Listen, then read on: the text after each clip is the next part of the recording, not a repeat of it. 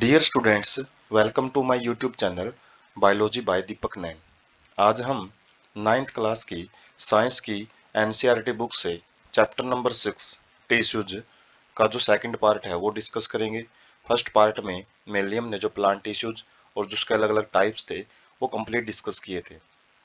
इस पार्ट में मेनली हम एनिमल टिश्यूज और जो उसके अलग अलग टाइप्स हैं, मेनली जो 4 टाइप के एनिमल टिश्यूज हैं जिसके अंदर epithelial tissue, connective tissue, muscular tissues and nerves tissue आ जाते हैं, तो वो हम कंप्लीट डिस्कस करेंगे।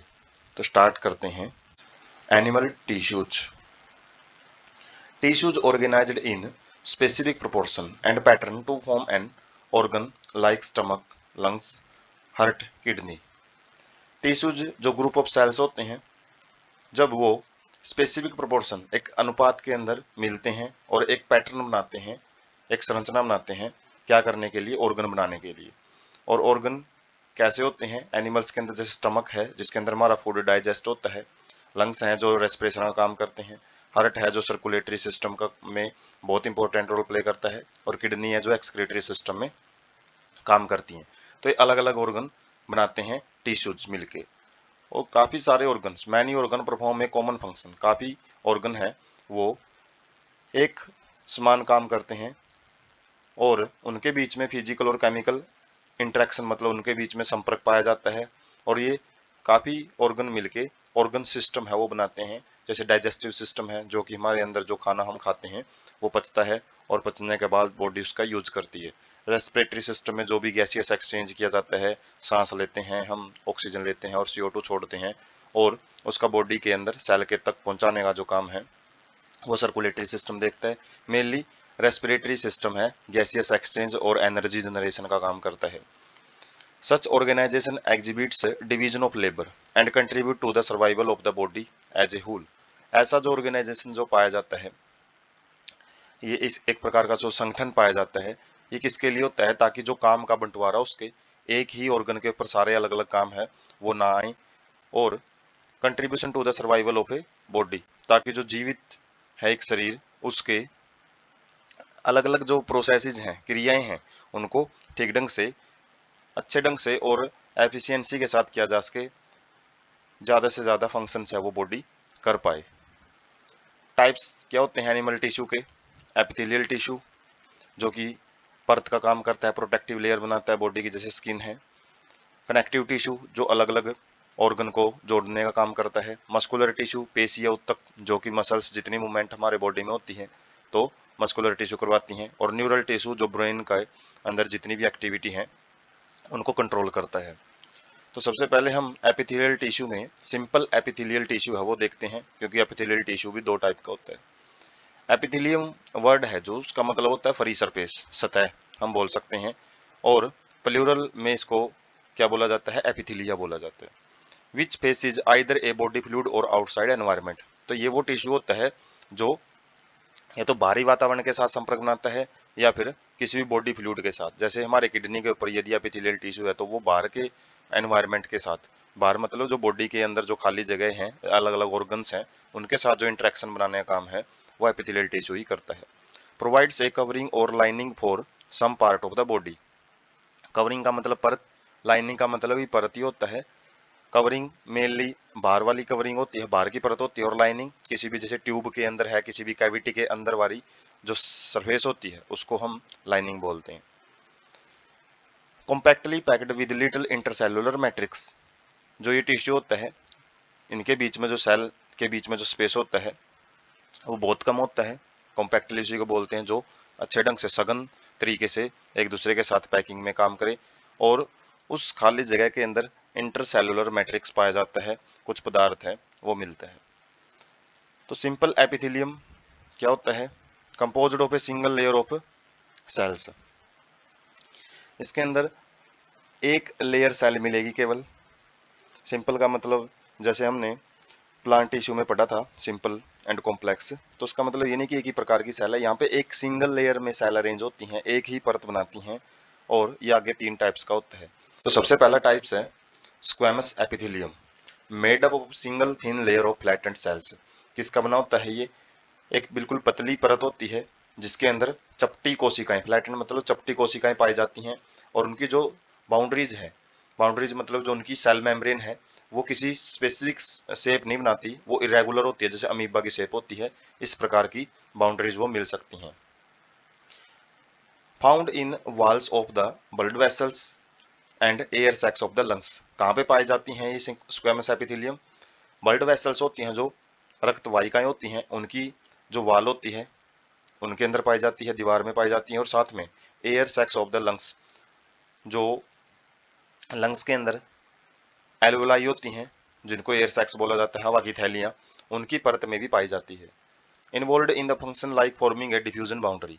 काम क्या करती है ये? इतनी पतली जो मेम्ब्रेन है उसके जरिए जो भी सब्सटेंस हाई कंसंट्रेशन से लो कंसंट्रेशन की तरफ मूव करता है उसको डिफ्यूजन बोलते हैं, और ये एक परत का काम करती है, बाउंड्री का काम करती हैं, जिसके जरिए डिफ्यूजन होता है। तो जो ब्लड वेसल्स हैं इनके जरिए भी डिफ्यूजन किया जाता है, और साथ में जो एल्वोलाई होती हैं लंग्स के अंदर, उनके अंदर भी गैसियस एक्सचेंज किया जाता है, और ब्लड जो अलग अलग न्यूट्रिशन को सेल के पास लेके जाता है, गैसियस मटेरियल को लेके जाता है, तो वो भी सारा डिफ्यूजन के जरिए ही वो एक्सचेंज करते हैं। तो उस एक्सचेंजिंग बाउंड्री का काम भी हम बोल सकते हैं स्क्वेमस एपिथेलियम का होता है। उसके बाद cuboidal epithelium, composed of a single layer of cube like cell. तो यहाँ पे क्यूब लाइक सेल यहाँ पे मिलेंगी। क्यूबोइड से हम कंफ्यूज हो सकते हैं कि क्यूबोइड मैथ में एक अलग चीज होती है, क्यूब एक अलग चीज होता है। तो यहाँ पे क्यूब लाइक सेल्स होती हैं, उसको क्यूबोइडल एपिथेलियम बोला जाता है। और यहाँ पे ये कहाँ पाया जाएगा? डक्ट ऑफ ग्लैंड्स, जो ग्रंथियां होती हैं, जैसे सैलिवरी ग्लैंड्स, डाइजेस्टिव ग्लैंड्स, उनकी जो अलग अलग वाहिकाएं हैं, उनकी जो नलियां होती हैं, उनके अंदर पाया जाएगा। Tubular parts of the nephron in the kidney, kidney के अंदर जो स्ट्रक्चरल एंड फंक्शनल यूनिट होती है, किडनी क्या काम करती हैं? जितना भी हमारे अंदर टॉक्सिक सब्सटेंस होता है उसको बॉडी से बाहर निकालती हैं, और ये बोल सकते हैं कि ब्लड को फिल्टर करती हैं। और फिल्टर करने के लिए उसके अंदर कुछ ट्यूब लाइक स्ट्रक्चर होती हैं, नलियां होती हैं, उनको नेफ्रॉन बोला जाता है, और उनके भी आगे पार्ट्स होते हैं, उन पार्ट्स में पाया जाता है। Functions are secretion and absorption. इनका काम क्या होता है कि कोई सब्सटेंस सिक्रीट करना है या फिर किसी भी चीज को एब्जॉर्ब करना है। जैसे माइक्रोविलाई होती हैं, इनके अंदर पीसीटी, ये पीसीटी नेफ्रॉन का ही टाइप होता है, पार्ट होता है, PCT DCT loop of Henle, और उसके अंदर ये मेनली माइक्रोविलाई के अंदर पाई जाती हैं, जो कि एब्जॉर्प्शन का काम करती हैं। उसके बाद है कोलुमिनार एपिथेलियम। ये जो एपिथेलियम होता है इसके अंदर जो सेल हैं वो टाल होती हैं, लंबी होती हैं, और सिलेंडर सेल्स होती हैं, having a nuclei at the base. Cylinder ये शेप होती है, वो वाला सिलेंडर नहीं है जो बेलनाकार हम स्ट्रक्चर पढ़ते हैं। इसके जो एजिज हैं वो नैरोवर होते हैं, और इसका जो बेस है, जो सेंटर मोस्ट पोर्शन होता है, वो थोड़ा थिक होता है, तो उसको सिलेंडर सेल्स बोलते हैं। और इनके अंदर जो न्यूक्लियस है वो बेसल भाग में, आधार वाले भाग में पाया जाता है। Have microvilli found in lining of stomach intestine and help in secretion and absorption. इनके अंदर भी माइक्रोविलाई पाई जाती हैं, और इस एपिथेलियम की लोकेशन कहाँ पे होती है? स्टमक की जो परत होती है, अंदर वाली साइड जो परत होती है स्टमक की, जहाँ पे फूड स्टोर होता है वहाँ पे, और जो इंटेस्टाइन है, जो आंते हैं, उनके अंदर पाया जाता है। और काम क्या करते हैं इनका भी? सिक्रीशन का एंड एब्जॉर्प्शन का। जैसे माइक्रोविलाई विलाई होती हैं इंटेस्टाइन में, जो कि खाने को, जो पचा हुआ खाना होता है, डाइजेस्टेड फूड, उसको एब्जॉर्ब करती हैं। नेक्स्ट है सिलिएटेड एपिथेलियम। तो मेनली तो 3 टाइप ही होते हैं सिंपल एपिथेलियम के, लेकिन इन्हीं में भी कोलुमिनार और क्यूबोइडियल सेल्स होती हैं, जो जो क्यूबोइडियल और कोलुमिनार एपिथेलियम हमने पढ़ा है, उसकी सरफेस पे कई बारी हेयर लाइक स्ट्रक्चर प्रेजेंट होते हैं, जिसको सिलिया बोला जाता है।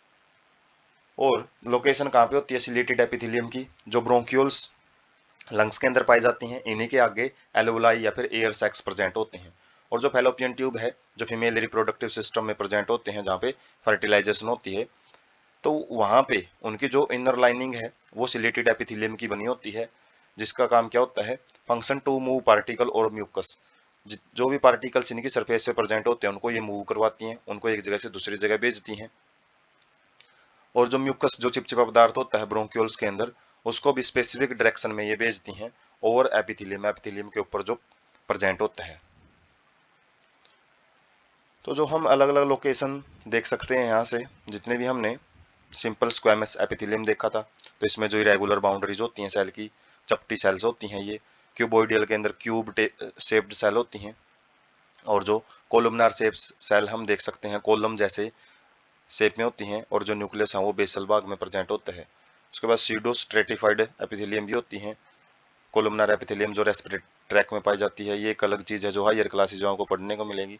और इसी प्रकार से स्ट्रेटिफाइड स्क्वेमस एपिथेलियम ये कहाँ पे पाई जाती हैं? स्ट्रेटिफाइड का मतलब जो एक काफ़ी सारी लेयर्स बनाती हैं।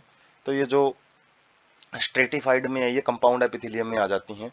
और मेनली हमने जो सिंपल एपिथेलियम है ये पढ़ा है और इनकी लोकेशन है वो देख सकते हैं। जैसे हमने देखा था ये जो एयर सैक्स हैं उनके अंदर पाया जाता है, ब्लड वेसल्स में पाई जाती हैं simple squamous epithelium. Cuboidal epithelium हम देख सकते हैं कि डक्ट बनाई गई है यहाँ पे, और ये डक्ट भी मेनली कहाँ पे, जो पीसीटी डक्ट होती हैं किडनी की, ये किडनी से निकला हुआ ये किडनी है और किडनी के अंदर ही जो नेफ्रॉन्स होती हैं वहाँ पे प्रेजेंट होती हैं ये। और जो कोलुमनार एपिथेलियम सेल्स हैं ये इंटेस्टाइन में पाई जाती हैं और इंटेस्टाइन में जो फूड एब्जॉर्प्शन है या सिक्रीशन का काम है वो देखती हैं। उसके बाद है एपिथेलियम में ही glandular epithelial tissue.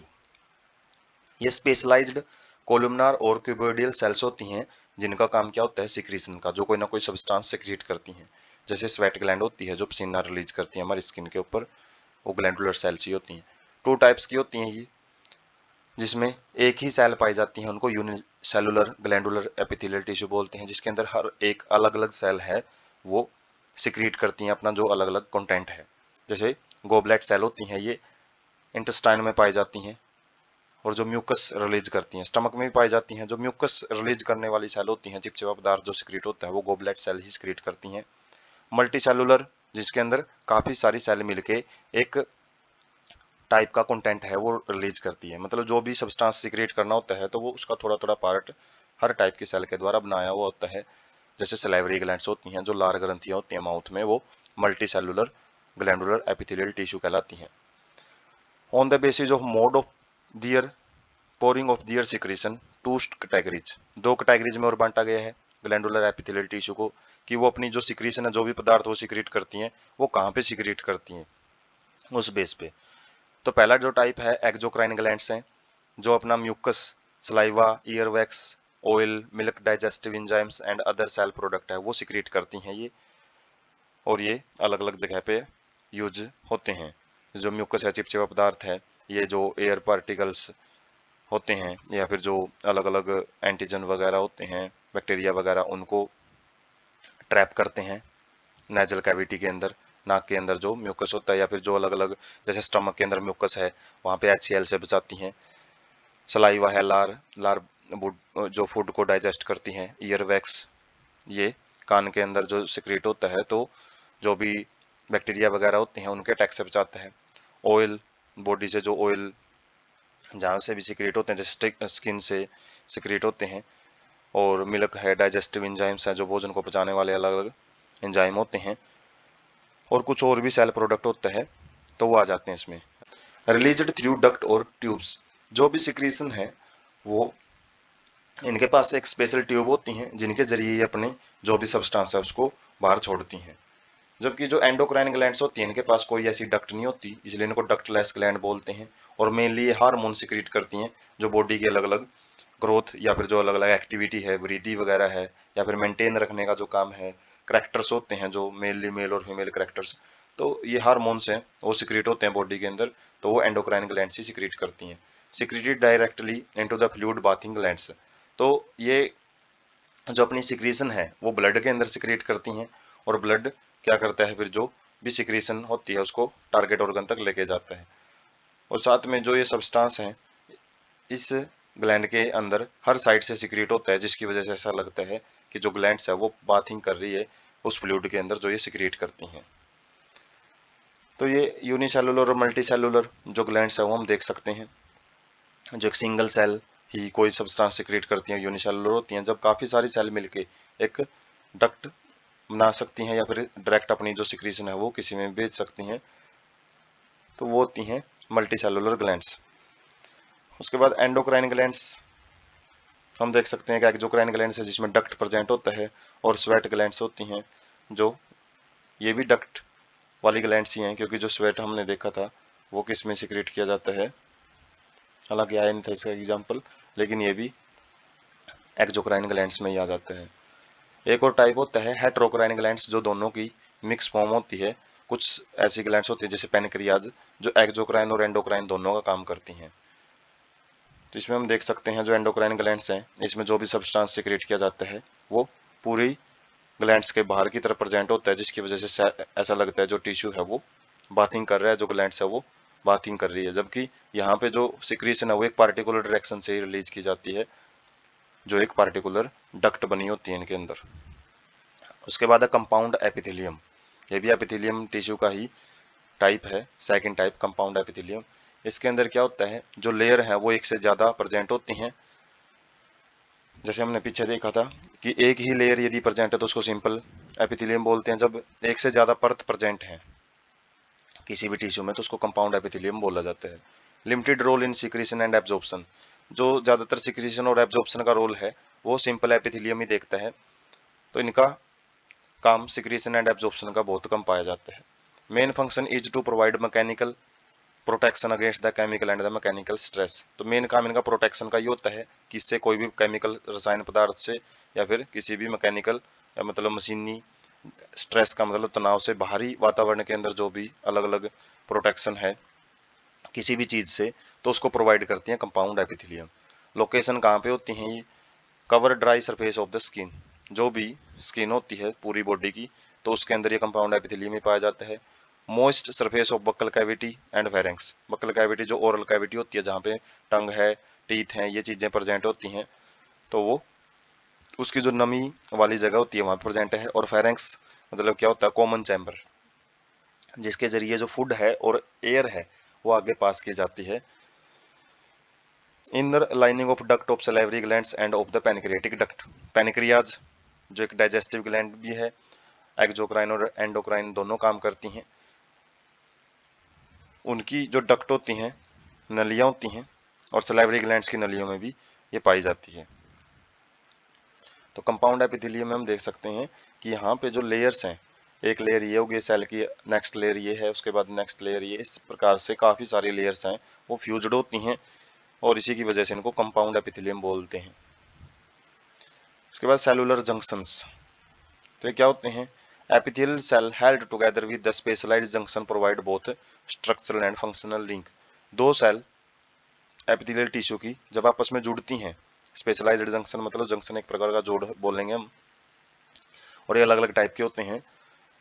Both structural and functional link, दोनों का काम क्या होता है, संरचना प्रोवाइड करने का, और फंक्शनल लिंक्स मतलब काम के टाइम पे भी जो एक सेल से दूसरे सेल के बीच में जो इंटरेक्शन है, जो संपर्क है या लिंक है, जोड़ है, वो बनाए रखने का काम होता है।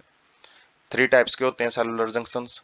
पहला है टाइट जंक्शन, ये क्या करता है, held to stop substance from leaking across a tissue, किसी भी उत्तक से यदि कोई चीज को लीक होने से बचाना है तो वो टाइट जंक्शन वहाँ पे प्रेजेंट होते हैं। अडहेरिंग जंक्शन, अडहेरिंग का मतलब चिपकाना, performing cementing to keep neighbouring cell together, दो सेल को आपस में चिपकाए रखने का काम करता है। गैप जंक्शन, गैप मतलब खाली जगह, तो ये क्या करता है, सेल्स के बीच में ऐसी जगह प्रेजेंट होती है जिनके जरिए वो साइटोप्लाज्म है वो एक्सचेंज कर सकती है, एक सेल का साइटोप्लाज्म दूसरे में जा सकता है। For rapid transfer of ion, किस लिए होते हैं ये, ताकि जो आयन्स हैं या फिर स्मॉल मॉलिक्यूल्स हैं या फिर कुछ बिग मॉलिक्यूल्स हैं वो भी एक सेल से दूसरी सेल फ्रीली मूव कर सकें, वरना उनको सेल मेम्ब्रेन को क्रॉस करना पड़ता है। और कई बार तो सेल मेम्ब्रेन है वो सिलेक्टिवली परमेबल होने की वजह से, जो हमने प्रीवियस चैप्टर के अंदर डिस्कस किया था the cell fundamental unit of life में, कि जो सेल मेम्ब्रेन है वो हर सब्सटेंस को मूव नहीं करने देती है, तो ये सेल मेम्ब्रेन वहाँ से अपसेंट होती है गैप जंक्शन की साइड से, जिसकी वजह से जो पार्टिकल्स हैं वो एक सेल से दूसरी सेल में आसानी से आ जा सकते हैं। तो यहाँ पे हम देख सकते हैं जो टाइट जंक्शन है इसमें क्या प्रेजेंट होता है, एक सेल की जो सिक्रीशन है वो नेक्स्ट सेल में नहीं जाती हैं, तो टाइट जंक्शन होते हैं। जबकि अडहेरिंग जंक्शन में क्या होता है, ये एक अलग सेल है, ऊपर की तरफ प्रेजेंट है, एक नीचे की तरफ अलग सेल है, और दोनों लाइनिंग को जोड़ने का काम करता है, सीमेटिंग मटेरियल का काम करता है अडहेरिंग जंक्शन। जबकि गैप जंक्शन क्या होते हैं, एक सेल है अप वाली साइड में है और एक सेल है वो नीचे वाली साइड में है, और उनके बीच में कुछ गैप बने होते हैं जिनके जरिए कोई भी मटेरियल है वो एक्सचेंज किया जा सकता है दो सेल के द्वारा। उसके बाद है नेक्स्ट जो टिश्यू है वो कनेक्टिव टिश्यू, हमने एपिथेलियल टिश्यू है वो कंप्लीट कर लिया है। और जो कनेक्टिव टिश्यू है ये क्या होता है, मोस्ट अबंडेंट, सबसे ज़्यादा पाया जाता है, वाइडली डिस्ट्रीब्यूटेड, और in the body of complex animal, जो जटिल या फिर जो हायर एनिमल्स होते हैं जिनके अंदर काफ़ी एडवांस चीज़ें पाई जाती हैं, जैसे ह्यूमंस हैं, अदर मैमल्स हैं, उनके अंदर ये पूरे शरीर में फैला होता है। Special functions of linking and supporting other tissue and organ, main काम क्या होता है, अलग अलग टिश्यूज को, ऊतकों को या फिर अंगों को जोड़ने का काम होता है और साथ में उनकी सहायता प्रदान करने का होता है। Cells except blood secrete fibres of the structural protein called collagen और इलास्टिन, जो इनकी सेल होती है कनेक्टिव टिश्यू की, वो फाइबर्स रिलीज करती हैं ब्लड के अलावा। और वो फाइबर्स क्या करते हैं, फाइबर्स एक स्पेशल प्रकार के प्रोटीन के बने होते हैं, कोलेजन या इलास्टिन प्रोटीन, जो कि स्ट्रेंथ प्रोवाइड करते हैं, मजबूती प्रदान करते हैं। इलास्टिसिटी का मतलब होता है लचीलापन और फ्लेक्सिबिलिटी। इलास्टिसिटी में और फ्लेक्सिबिलिटी में हम वैसे इनके लिए लचीलापन ही यूज करते हैं, लेकिन इलास्टिसिटी का मतलब है जब हम उसको खींचेंगे तो वो टूटना नहीं चाहिए, उनकी टेंसाइल स्ट्रेंथ होती है एक प्रकार की। लेकिन फ्लेक्सिबिलिटी में शेप है वो चेंज कर सकता है प्रेशर की वजह से। तो ये फाइबर्स मेनली इन टिश्यूज को सॉलिड फॉर्म प्रोवाइड करते हैं। ब्लड ही एक ऐसा टिश्यू है जो कि फ्लूइड पाया जाता है, तरल अवस्था में पाया जाता है, तो इनके अंदर कोई इस प्रकार का फाइबर्स प्रेजेंट नहीं होता। आल्सो सिक्रीट मॉडिफाइड पॉलीसैकेराइड्स, और जो सेल्स हैं वो साथ में कुछ स्पेशल प्रकार के पॉलीसैकेराइड मतलब कुछ कार्बोहाइड्रेट है वो भी रिलीज करती है, जो कि इकट्ठे होते रहते हैं, which accumulate between the cells and fibres and act as matrix. तो ये जो पॉलीसैकेराइड हैं सेलों के बीच में इकट्ठे होते रहते हैं और फाइबर्स के बीच में भी इकट्ठे होंगे, जिसकी वजह से ये उनके बीच में एक पैकिंग का काम करते हैं। ग्राउंड सब्सटेंस मतलब मेन जो पदार्थ है जो कि फीलिंग का काम करता है, खाली जगह को भरने का काम करता है, तो उसका काम ये मॉडिफाइड पॉलीसैकेराइड करते हैं।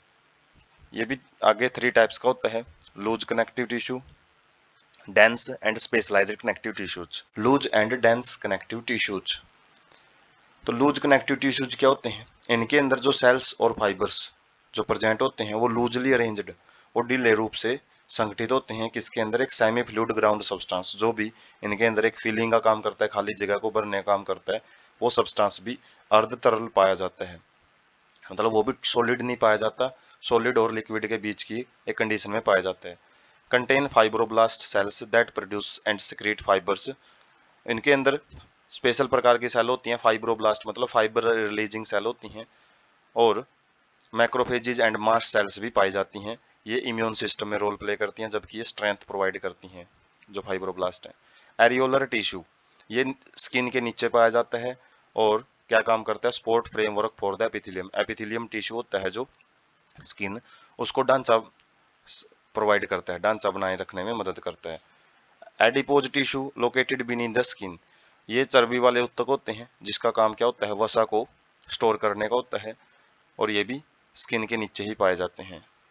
डेंस कनेक्टिव टिश्यूज, इनके अंदर जो फाइबर्स और फाइब्रोब्लास्ट हैं वो बिल्कुल कम्पैक्टली, मतलब उनके बीच में कोई खाली जगह नहीं होती, अच्छे ढंग से वो अरेंज होते हैं, एक रेगुलर पैटर्न में अरेंज हो सकते हैं, जिसके अंदर जो कोलेजन फाइबर्स हैं वो in rows between many parallel bundles of the fibres, तो काफ़ी पैरेलल बंडल में, बंडल मतलब झुंड में अरेंज हो सकते हैं, एक दूसरे के पैरेलल मिलेंगे, जैसे टेंडन एंड लिगामेंट होते हैं।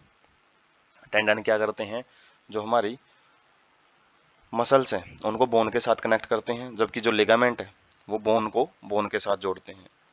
इरेगुलर पैटर्न में भी रेंज हो सकते हैं, ओरिएंटेड डिफरेंटली, जिनकी जो डायरेक्शन है वो अलग अलग पाई जा सकती है। तो यहाँ से इसके 2 टाइप हैं, रेगुलर डेंस कनेक्टिव टिश्यू और इरेगुलर डेंस कनेक्टिव टिश्यूज। और जो इरेगुलर हैं वो स्किन में पाए जाते हैं, और इनकी जो डायरेक्शन है वो किसी पैरेलल वे में रेंज नहीं होते, ये किसी भी डायरेक्शन में इनके फाइबर्स है वो प्रेजेंट होते हैं। तो हम यहाँ से डायग्राम से ओवरव्यू लेंगे इनका। लूज कनेक्टिव टिश्यूज हैं जिनके अंदर जो पैकिंग है वो इतनी अच्छी नहीं होती, बीच में जो फ्लूइड है वो पाया जाता है, सेमी फ्लूइड मटेरियल है वो इनके अंदर फिलअप होता है। जबकि रेगुलर में हम देख सकते हैं कि दूसरे के पैरेलल होती हैं लाइनिंग जो भी फाइबर्स हैं, और जबकि इरेगुलर के अंदर है जो डायरेक्शन है वो किसी भी डायरेक्शन में वो एक दूसरे को के द्वारा अरेंज हुए हो सकते हैं। तो है loose and dense connective tissues. Next है स्पेशलाइज्ड कनेक्टिव टिश्यू। ये कुछ स्पेशल प्रकार के कनेक्टिव टिश्यू होते हैं, जिसमें सबसे पहले कार्टिलेज क्या होता है, solid and pliable and resist compression. तो इसकी खास बात क्या होती है, ये ठोस होता है, प्लाइएबल मतलब लचीला होता है, और कॉम्प्रेशन इसके अंदर नहीं हो पाती है। कॉम्प्रेशन क्या होता है, यदि हम फोर्स लगाते हैं और यदि किसी चीज की शेप है वो चेंज हो जाती है, तो वो प्रॉपर्टी इसके अंदर नहीं पाई जाती। सेल्स जिनको कॉन्ड्रियोसाइट्स बोला जाता है, encloses in small cavities with in matrix secreted by them. तो सेल्स होती हैं उनको कॉन्ड्रियोसाइट्स बोलते हैं, और वो कुछ कैविटीज, कुछ खाली जगह ही हैं, उनके अंदर वो बंद होती हैं, और मैट्रिक्स के अंदर ही ये कैविटीज पाई जाती हैं, और ये मैट्रिक्स भी ये सेल्स ही सिक्रीट करती हैं। Most of in vertebrates embryos replaced by the bones in the adults. Vertebrates के अंदर जो एम्ब्रियोज होते हैं उनमें बोन से पहले कार्टिलेज ही बनते हैं, और कार्टिलेज बाद में बोन्स के अंदर बदल दी जाती है। तो बोन्स भी एक स्पेशलाइज्ड टिश्यू रहेगा जिसके बाद पढ़ेंगे। Present in the tip of nose, जो लोकेशन है कार्टिलेज कहाँ कहाँ पाया जाता है, जो नाक है उसके टर्मिनल पार्ट पे रहता है, ये टिप वाले रीजन पे प्रेजेंट होता है। आउटर ईयर जॉइंट्स, जो ईयर के मेनली 3 भाग होते हैं, inner ear, outer ear, middle ear, और आउटर ईयर के पोर्शन में जो अलग अलग जॉइंट्स होते हैं, जो अलग अलग जोड़ होते हैं, उनके अंदर पाया जाता है। Between adjacent bones of the vertebral column, जो रीढ़ की हड्डी के अलग अलग कॉलम होते हैं, वर्टिब्रल कॉलम जिनको बोला जाता है, तो उनके बीच में प्रेजेंट होता है। Limbs and the hands in the adults, adult के जो अलग अलग हाथ पैर वगैरह होते हैं उनके अंदर भी हड्डियों के बीच में पाया जाता है। बोन्स क्या है? हार्ड नॉन प्लाइबल, तो ये सख्त होती हैं, नॉन प्लाइबल मतलब इन्हें लचीली नहीं होती हैं। Ground substance rich in calcium, तो ये भी फीलिंग का काम करता है, खाली जगह को भरता है, और कैल्शियम साल्ट इसके अंदर ज़्यादा मात्रा में पाया जाता है। कैल्शियम साल्ट मतलब कैल्शियम सल्फेट, कैल्शियम कार्बोनेट, इस प्रकार से कैल्शियम फॉस्फेट भी हो सकता है। And collagen fibres which gives bone its strength, तो साथ में कोलेजन फाइबर्स कोलेजन प्रोटीन के बने होते हैं, तो वो इसको मजबूती प्रदान करते हैं। Provide structural frame to the body, जो शरीर का जो ढांचा होता है उसको प्रदान करने का काम बोन्स का होता है। Support and protect softer tissue and organ, जो मुलायम भाग होते हैं शरीर के उनको ये सहायता प्रदान भी करता है, और साथ में शायद उनकी जो प्रोटेक्शन है, बचाव है, वो भी करता है। इसकी सेल्स को ओस्टियोसाइट्स बोलते हैं, और ये जिस स्पेस में पाई जाती है, जिस खाली जगह में पाई जाती है, उनको लैक्यूने बोला जाता है। Limb bones serves weight bearing function, जो हाथ पैर की हड्डियां होती हैं, खासकर पैर की हड्डियां इंसानों में, और हाथ पैर दोनों की हड्डियां होती हैं दूसरे मैमल्स में, दूसरे जीवों में, तो उनका काम क्या होता है? शरीर के पूरे वजन को सहन करने का होता है। Interact with skeletal muscles attached to them to bring out movements, जितनी भी हम अलग अलग गतिविधियां कर पाते हैं तो वो किस वजह से होती हैं? बोन्स जब मांसपेशियों के साथ जुड़ जाती हैं। Bone marrow in some bones site of production of the blood cell, bone marrow क्या होता है? खाली जगह होती है ये हड्डियों के बीच में, खासकर जो लंबी बोन्स होती हैं, जैसे फीमर बोन होती है जांघ की हड्डी, उसके अंदर एक स्पेशल टिश्यू पाया जाता है जिसको बोन मैरो हम बोल सकते हैं। और वो बोन मैरो आरबीसी जो सेल होती हैं, रेड ब्लड सेल, जो हम ब्लड के अंदर पढ़ेंगे, जो थर्ड कनेक्टिव टिश्यू रहेगा, उनको बनाने का काम करती हैं। तो ब्लड क्या है? Circulating fluid that help in transport of various substance. Circulating का मतलब जो हर टाइम बहता रहता है ब्लड वेसल्स के अंदर, और ये अलग अलग सब्सटेंस है, जैसे न्यूट्रिएंट्स हैं, ऑक्सीजन है, एक्सक्रीटरी वेस्ट है, तो उनको पूरी बॉडी के अंदर ट्रांसपोर्ट करता है। Containing plasma, red blood cells, white blood cell, तो जो ब्लड के अंदर अलग अलग प्रकार की जो सेल पाई जाती हैं उसमें आरबीसी, डब्ल्यूबीसी और प्लेटलेट्स आ जाती हैं। प्लाज्मा क्या होता है? ये वाटरी फ्लूइड होता है, और आरबीसी के अंदर हीमोग्लोबिन होता है जो ऑक्सीजन ट्रांसपोर्ट में मदद करता है। व्हाइट ब्लड सेल्स हमारे शरीर के सोल्जर होते हैं, जो कि एक प्रकार से जो एंटीजन होते हैं शरीर से बाहर, जितने भी अलग अलग बैक्टीरिया वायरस शरीर में एंटर करते हैं तो उनसे बचाव करती हैं। प्लेटलेट्स जब भी कोई इंजरी होती है तो उस टाइम में ब्लड क्लोटिंग, ब्लड का थक्का जमाने में मदद करती है। तो ये हम सबसे पहले कार्टिलेज देख सकते हैं जो हड्डियों के बीच में पाया जाता है। अलग अलग टाइप होते हैं कार्टिलेज के। उसके बाद जो बोन्स हैं, जब हम बोन्स को माइक्रोस्कोप में देखते हैं तो उसके अंदर अलग अलग टाइप से जो सेल्स हैं वो पाई जाती हैं। तो ये एक हमारी ओस्टियोसाइट्स है, और ये ओस्टियोसाइट्स जिस भाग में पाई जाती है उसको लैक्यूने बोला जाता है। और ये ब्लड वेसल से निकलता हुआ ब्लड हम देख रहे हैं, और इसके अंदर जो वाटरी फ्लूइड है वो प्लाज्मा है। बाकी जो रेड कलर की स्ट्रक्चर दिखाई दे रही है, डिस्क शेप्ड स्ट्रक्चर, डिस्क के आकार की सर्कुलर स्ट्रक्चर वो आरबीसी हैं, और जो ट्रांसपेरेंट से स्ट्रक्चर दिखाई दे रही है या जो खासकर ब्लू कलर की है वो आरबीसी हैं। और इसी प्रकार से जो अलग से जिसके ऊपर जो नुकीले से भाग बने हुए हैं वो प्लेटलेट्स होती हैं। तो कनेक्टिव टिश्यूज जो हमने पढ़े हैं उनकी हम लोकेशन देख लेते हैं अलग अलग जगह पे। जैसे सबसे पहले लूज कनेक्टिव टिश्यू देखा था, वो स्किन के अंदर पाया जाता है। एडिपोज टिश्यू ये भी स्किन के नीचे वाले भाग में प्रेजेंट होता है। उसके बाद स्पेशलाइज्ड टिश्यू हमने देखे थे जिसके अंदर ब्लड आ जाता है। ब्लड तो मेनली शरीर के हर भाग में पाया जाता है, और जो बोन है, कार्टिलेज है, ये भी स्पेशलाइज्ड टिश्यू के अंदर प्रेजेंट होती हैं। और जो फाइब्रस कनेक्टिव टिश्यू है ये हमने मेनली जो डेंस कनेक्टिव टिश्यू पढ़ा था तो उसका ही नाम है ये, जिसके अंदर पैरेलल अरेंजमेंट पाया जाता है। उसके बाद मस्कुलर टिश्यूज, ये थर्ड टिश्यू रहते हैं बॉडी के अंदर, खासकर एनिमल जो बॉडी होती है उनके अंदर, made of many long cylindrical fibres. तो किसका बना होता है ये? लंबी बेलनाकार रेशे होते हैं उनका बना होता है। Composed of numerous fine fibres, और ये फाइबर्स भी आगे फाइन मतलब पतले फाइबर्स फाइब्रिल से मिलके बनते हैं जिनको हम मायोफाइब्रिल बोलते हैं। अरेंज्ड इन पैरेलल एरे, तो एक दूसरे के समांतर पाए जाते हैं ये। Contract shorten in response to stimulus, जब भी इनके पास कोई भी इंफॉर्मेशन आती है तो उस केस में ये शॉर्टन अपना आकार है वो छोटा कर लेते हैं, सिकुड़ जाते हैं। They relax lengthened and return their uncontracted state in the coordinated fashion, और बाद में क्या कर जाते हैं, जब भी कोई एक्टिविटी हो जाती है तो उस केस में ये बाद में रिलैक्स हो जाते हैं, अपनी अनकॉन्ट्रैक्टेड स्टेट है उसके अंदर चले जाते हैं एक कोऑर्डिनेटेड फैशन के अंदर। एक तरीके से सारी जो मसल्स हैं या फिर मसल सेल्स हैं वो आपस में एक दूसरे के साथ मिलजुल के काम करती हैं उस फैशन में। Play an active role in all the movements of the body, शरीर की जो अलग अलग गतिविधियां होती हैं उसमें ये मेन रोल प्ले करती हैं। मसल्स के बगैर कोई भी एक्टिविटी या बॉडी में वो नहीं हो पाएगी। 3 टाइप्स का होता है muscular tissue. Skeletal muscles, skeletal मतलब स्केलेटन सिस्टम से रिलेटेड होता है, हड्डियों से रिलेटेड हम बोल सकते हैं, और ये स्केलेटल बोन्स के साथ अटैच होता है, चिपका हुआ पाया जाता है। Skeletal muscle fibres covered by the sheath of tough connective tissue, जो स्केलेटल मसल फाइबर्स है इनके ऊपर एक मोटी परत पाई जाती है जो टफ कनेक्टिव टिश्यू की बनी होती है, जो इसका प्रोटेक्शन करती हैं।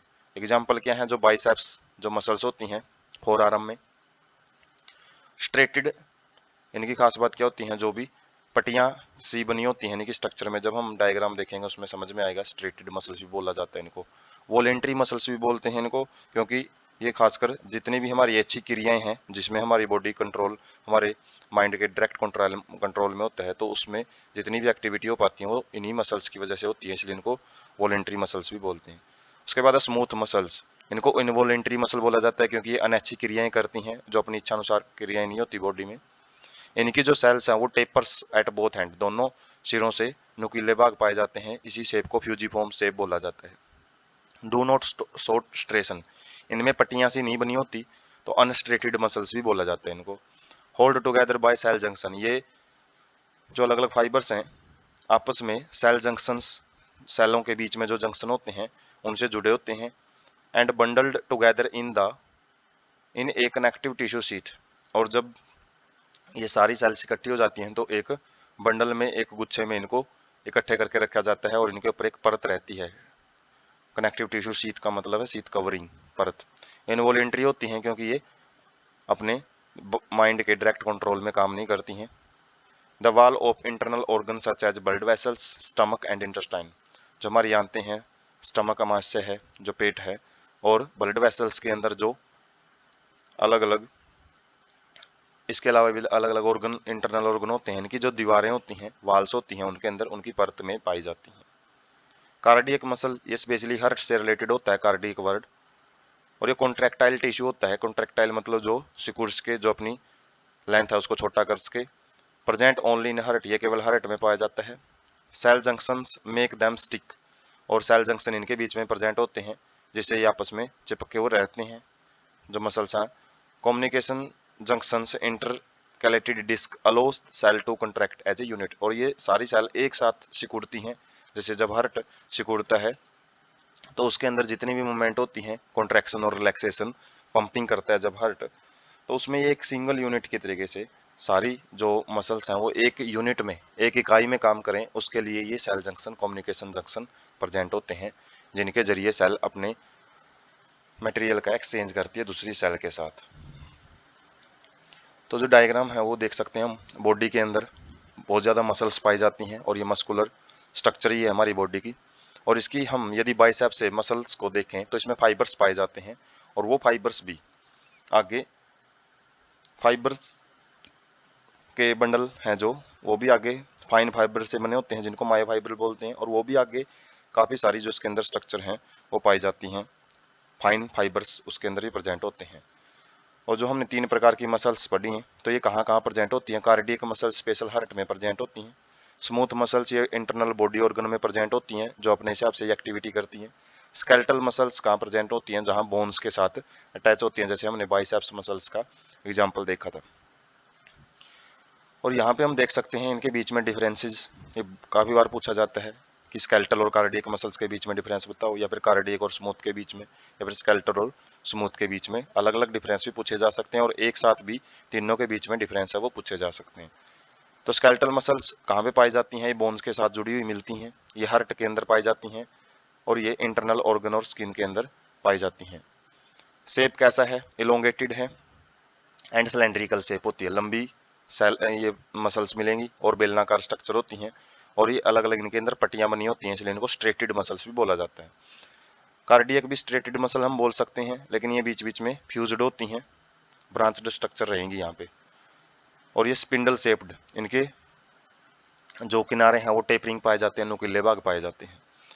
न्यूक्लियस इनके अंदर पेरिफेरल पोजीशन में पाया जाता है, मतलब बाहर की तरफ होता है, सेंटर की बिल्कुल सेंटर में प्रेजेंट नहीं होता है जो सेल के अंदर है। सिंगल इनके अंदर जो न्यूक्लियस है वो सिंगल पाया जाता है, इसके अंदर सेवरल मतलब कई पाए जा सकते हैं। सेंट्रली लोकेटेड न्यूक्लियस, और इनके बिल्कुल बीच में न्यूक्लियस प्रेजेंट होता है। इनके अंदर भी सिंगल न्यूक्लियस होता है और वो सेंट्रली लोकेटेड होता है। यदि स्ट्रेशन की बात करें, जो पट्टियां सी बनी हुई हैं, तो वो केवल स्केलेटल मसल और कार्डियक मसल्स में ही होती हैं, यहाँ पे कोई पट्टियां नहीं है तो नॉन स्ट्रेटेड होती हैं। फंक्शन क्या है? मूवमेंट ऑफ बोन, जो भी हड्डियों की अलग अलग गतिविधियां हैं उसको करवाना, और हीट प्रोडक्शन, हीट प्रोडक्शन जब हमें कंपकपी वगैरह या शिवरिंग होती है, जब बॉडी कंपकपाती है तो उस केस में वो बॉडी की एक्टिविटी हीट प्रोडक्शन के लिए बनती है, तो इसमें साथ ज़्यादातर वॉलेंट्री मसल्स ही हीट प्रोडक्शन करती हैं। जबकि जो हार्ट बीटिंग होती है, बीटिंग ऑफ द हार्ट, वो कार्डियक मसल का काम होता है। और जो मूवमेंट ऑफ विसरा, विसरा का मतलब जो इंटरनल जो फ्लूइड होता है, इंटरनल जो भी चैम्बर होता है, इंटरनल ऑर्गन होते हैं, तो उनकी जो मूवमेंट होती है अलग अलग, वो स्मूथ मसल्स करवाती हैं। कंट्रोल क्या होता है इनका? वॉलेंट्री, हम अपनी इच्छा अनुसार इनको यूज कर सकते हैं, और इन दोनों के ऊपर हमारी कोई इच्छा नहीं होती है, अपने आप अपने बॉडी के अंदर काम करती रहती हैं। उसके बाद लास्ट जो टिश्यू है वो न्यूरल टिश्यू है, 4 टाइप रहेगा ये। Exerts greatest control over body responsiveness to changing condition, जब वातावरण में बाहर कोई भी बदलाव होता है उसके प्रति हमारे शरीर से जो भी अलग अलग प्रतिक्रियाएं होती हैं, तो उसमें सबसे बड़ा जो रोल है वो न्यूरल टिश्यू का रहता है। इसमें 2 प्रकार की सेल होती हैं। पहली प्रकार की सेल है न्यूरॉन्स। न्यूरॉन्स क्या है? न्यूरल सिस्टम की यूनिट भी बोला जाता है। न्यूरल सिस्टम मतलब जो हमारा नर्वस सिस्टम है, कंट्रोल एंड कोऑर्डिनेशन, जो बॉडी का पूरा कंट्रोल है वो ब्रेन करता है, और स्पाइनल कॉर्ड करती है, रीढ़ की हड्डी के अंदर जो स्पाइनल कॉर्ड होती है वो करती हैं। तो उसकी एक यूनिट है, उसकी एक इकाई है, जितने भी सारे काम है ब्रेन के वो न्यूरॉन्स के अंदर ही होते हैं। और ये एक्साइटेबल सेल्स होती हैं। एक्साइटेबल का मतलब सेंसिटिव सेल होती हैं, थोड़ा सा भी चेंज है उसको ये सेंस कर जाती हैं, उसका पता लगा लेती हैं। दूसरे टाइप की सेल है न्यूरोग्लियल सेल। न्यूरॉन्स के अलावा जो सेल प्रेजेंट होती हैं वो न्यूरोग्लियल सेल है। मेन काम है जो नर्वस सिस्टम में न्यूरॉन्स का होता है, लेकिन न्यूरोग्लियल सेल क्या करती हैं? ये न्यूरॉन के अलावा जो भाग बच जाता है उसको बनाती हैं न्यूरल सिस्टम में, और साथ में प्रोटेक्ट एंड सपोर्ट का मतलब है न्यूरॉन्स को बचाती हैं और उसकी मदद करती हैं, और साथ में आधे से ज़्यादा जो वॉल्यूम होता है, आयतन होता है, वो न्यूरोग्लियल सेल ही उसमें पाई जाती हैं नर्वस सिस्टम के अंदर। मैकेनिज्म, काम कैसे करती हैं ये?